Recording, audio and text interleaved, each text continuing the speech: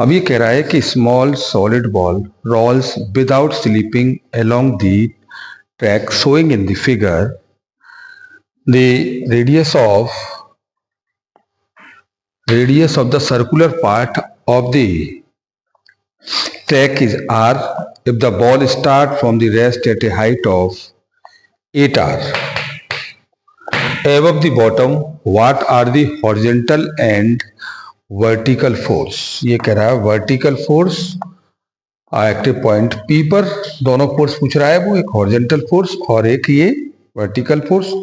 तो बॉडी जब भी हमारी मूवमेंट करेगी तो पॉइंट P से कंजर्वेशन ऑफ एनर्जी को डिफाइन करेगी, तो रोटेशनल आ जाएगी टोटल, इस पॉइंट पर टोटल एनर्जी। तो यहाँ पॉइंट पर टोटल एनर्जी निकाल सकते हैं, या हमारे पास पोटेंशियल एनर्जी होगा लेकिन काइनेटिक एनर्जी रेस्ट में होगा, और यहाँ हमारे पास पोटेंशियल एनर्जी भी होगा और प्लस काइनेटिक एनर्जी भी होगा।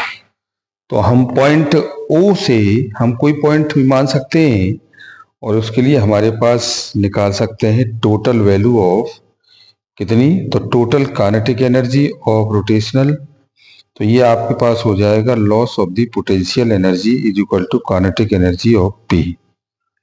तो हम फोर्स निकाल सकते हैं mv का स्क्वायर अपॉन r के साथ। तो लेट अस कंसीडर हमारे पास m and r be the mass of the radius of the ball respectively when the reaches the point P is the distance the vertical distance. तो this is the distance अगर हम निकालेंगे तो यही value हमारे पास यहाँ तक है ये। तो इस पॉइंट के अगर वैल्यू को डिसाइड कर रहे हैं ये वाला, तो इसमें से ये r वैल्यू हमारा सब्ट्रैक्ट हो जाएगा, तो ये वैल्यू r इसमें से निकल जाएगा, तो यही वैल्यू हमारे पास 7r बचेगा। अब पॉइंट P के लिए टोटल एनर्जी निकाल लें। तो पॉइंट P के लिए टोटल एनर्जी, तो टोटल एनर्जी आपकी हो जाएगी kinetic energy of the ball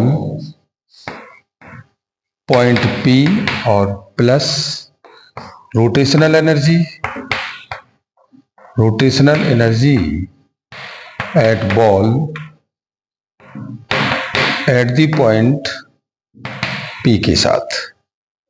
तो ये आ गई total energy half m v का square plus 1/2 i omega square.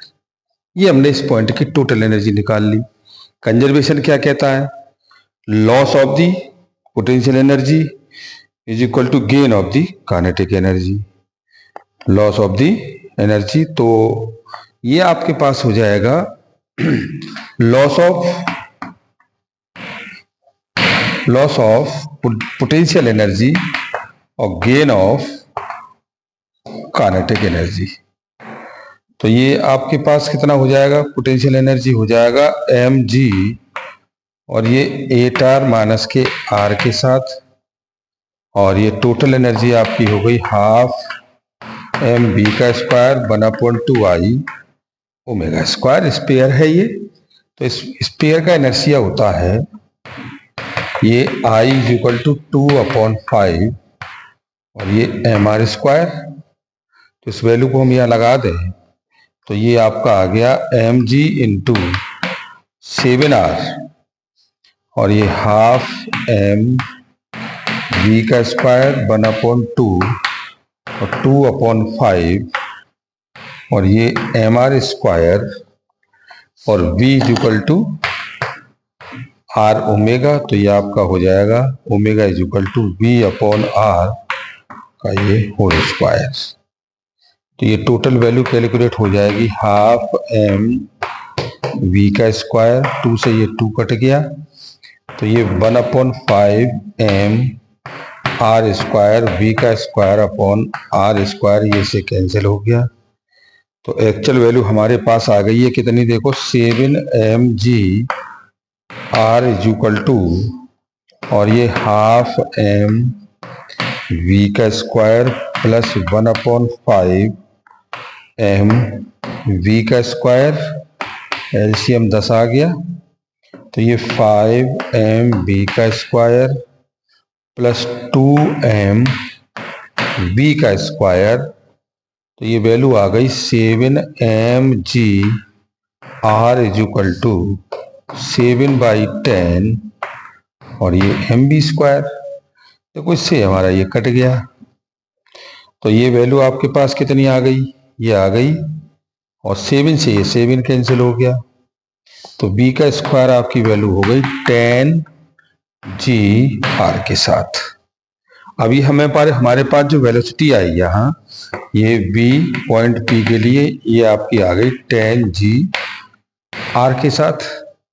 अब इस बॉडी पर फोर्स कितना लग जाएगा, इस पर अगर हम फोर्स लगाएंगे तो फोर्स हमारे पास हो जाएगा ये F is equal to mb/p का स्क्वायर अपॉन r, और ये value m into 10g r upon r, r से r कट गया तो ये 10mg आ गया।